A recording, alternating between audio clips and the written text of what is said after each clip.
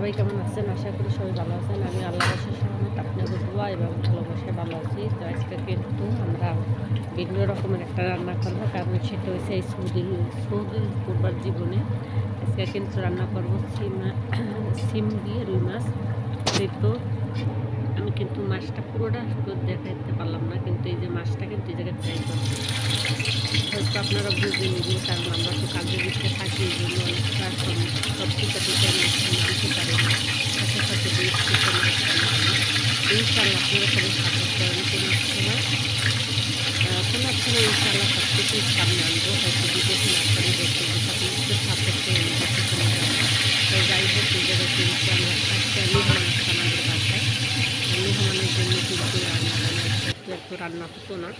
এই জায়গায় কিন্তু এই যে সিম মাছটা ফ্রাই করতে দিয়ে এটা কিন্তু সিম করে কাটতে দিচ্ছি। 1 কেজি সিম আনছি, 1 কেজি সিম থেকে আরও রাইখে দিচ্ছি, তাই মাছটাও কিন্তু ফ্রাই করে গেছে। মাছ দেখেন, মাছটা কিন্তু মশলা ফ্রাই করে গেছে। 3 কিলো মাছটা কিন্তু 3 কেজি বড়ই মাছটা। যাই হোক, দেখেন বিদেশের বাড়ি কিছু কিনলে খাওয়া অনেক টাকা দাম। এই মাছটা আনছে, সিম আনছে, একটা চাল কুমার করে চিংড়ি মাছ 120 টাকার বাজার, মানে বাংলাদেশের 4000 টাকা মোট আর কি। বাংলাদেশের 4000 টাকার বাজার আনা হয়েছে। তা খাইলে 2 দিনে শেষ। এই হিসাব করে কিন্তু আমার বাঙালি ভাই বোনরা কিছুই খায় না, কারণ হিসাবটা মিলাইতে গেলে দেখা যায় খাওয়ার রুচি আসে না। যাই হোক, তারপর তো কিনে খাইতে হবে। তো এটা আমাদের স্যালারির টাকা না, এটা আমাদের বকশিসের টাকা। বকশিসের টাকা হোক আর যাই হোক, কিন্তু টাকা কিন্তু অনেক যাইতেছে, এরা যা বললে বুঝুন দেব না। তাই তো রাতটাই তো দিতে হবে কিছু, ওরকম তো ই করলেও হবে না, তাই না? এটা কিন্তু একটা আলু দিয়ে দিতে, আলু এটা কাটতে ফ্রাই করে দেবো। সিমের সাথে আলু দিলে ভালো লাগবে। আমাকে জিজ্ঞেস করছে, আমি বলছি যা ভালো লাগে তাই করবো। কারণ রান্নাটা কিন্তু আরেকজন করে, আমি অনেকবারই বলছি যে রান্নাটা কিন্তু আমি করি না, কারণ আমার তো পছন্দ হয়ে ওঠে না রান্না করা। আর যদি আমার রান্নাঘরের দায়িত্ব থাকে তো অবশ্যই আমি কিন্তু ভিডিও ভালো ভালো ভিডিও শেয়ার করতাম। হয়তো এটা নাই করে, এটা হয়তো নসিব আমার। যাই হোক, আল্লাহ মনে হয় ভালো কিছু রাখবে সামনে। আল্লাহ যা করে মনে হয় ভালো লিখেই করে। আলুটাও কিন্তু ফ্রাই করা হয়ে গেছে। আর শীতকালের তরকারি যাই হোক, হয়তো আলুটা কিন্তু আমাদের বাংলাদেশের আলুর মতো স্বাদ না, কোনো কিছুই স্বাদ না। এই যে মাছ বলেন, এটা কিন্তু বার্মার মাছ, এটা কিন্তু এই আমাদের দেশের ওরকমের স্বাদ লাগে না। এই জায়গায় কিন্তু আমি চেঞ্জ করে দিলাম, পরে এটা আরেকটা তাওয়া বসাই দিলাম। এই জায়গায় এইটার ভিত্তি রান্না করা হয়, আর ওইটার ভিত্তি ফ্রাই করলাম। এই জায়গায় হাঁটা চলা করতে আছে, বলতেছেন এই লোকটাই রান্না করে। এই জায়গায় পেস্ট আছে, টমেটো, সবজি অনেকটি পেস্ট কুচি। আমি তো মনে করেন হাত পেলে এই রকমের রান্না খাইলে আমার এত পেস্ট কুচি দিলে টমেটো, যাই হোক মাগনা পাইলে কে সারে খাই না, এরকম রেসি করছে। বেশি না দিলে আবার ভালো লাগে না, আর ওর হাতটা এমনি করুক, যাই রান্না করুক যাই করুক, তেল মশলা কি বেশি খাই। হয়তো আমরা গরিব মানুষের ওইরকম খাই না, কিন্তু পুরুষই বেশি খাই। আর খাইব না, কী করবো? ছোটোর থেকে হয়তো অভ্যাস হয়ে আইছে, আর আমগো তো ছোটোর থেকে অল্প অল্প খাইতে খাইতেই অভ্যাস হয়ে আইছে। তো এই জায়গায় কিন্তু আদা রসুন পেস্টে সেটা দিয়ে দিলাম। আর আজকে যখন মেহমান আসছে, ওটা রান্না করতে আরও স্পেশালভাবেই রান্না করবে। মেহমান আসছে কাতারের, কাতারের বাবা আসছে, কারণ আমার মালিক আসছে আজকে। তারা তারা এখন থেকে গাড়ির ভিত্তিতে বিমানে ওই লোক আসছে কালকে রাত্রে গাড়ি দিয়ে। এই জন্য কালকে রাত্রে 1টা-2টা বাজায় তো সময় করে কিছু খাইনি, সকাল থেকে কিছু খাইনি, অবশ্যই গিয়ে ফিরে আসবে। তাই তো রান্না তাকে জিজ্ঞেস করছে মুরগি রান্না, আবার দেশি মুরগি কিনে আনছি, মুরগি খাইবে নাকি, বলছে যেন মাছি রাম। আর এই জায়গায় কিন্তু এই মশলা সবই আছে, জিরা, হলুদ, মরিচ, চারটি গায়ে লাগে, সব কিছুই আছে, নাম বলতে পারি না। সেটা ভালোভাবে কষিয়ে নেব।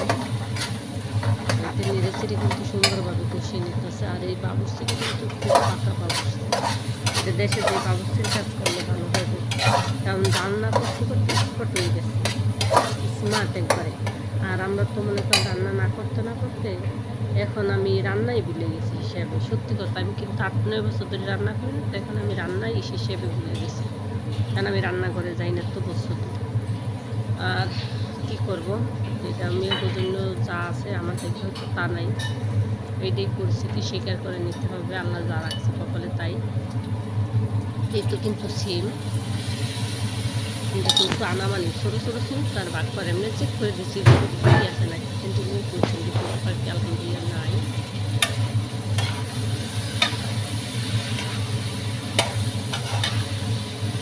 ভালোভাবে কিন্তু বলছেন যে কিন্তু সে নিতেছে ভালোভাবে।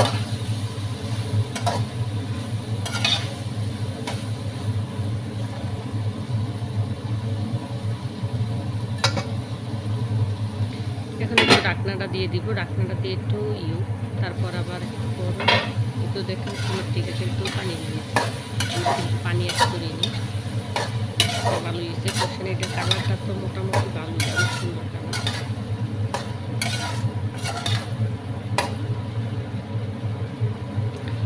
তাই আমার কথার ভিত্তনে ভুল একটু হয়, আমার কথার ভিত্তনে একটু সবাই একটু আমার দৃষ্টিকে দেখবেন, এই সবাই একটু ক্ষমা করে দেবেন। আর আমার ভিডিওটা একটু সবাই আপনারা সাপোর্ট করবেন।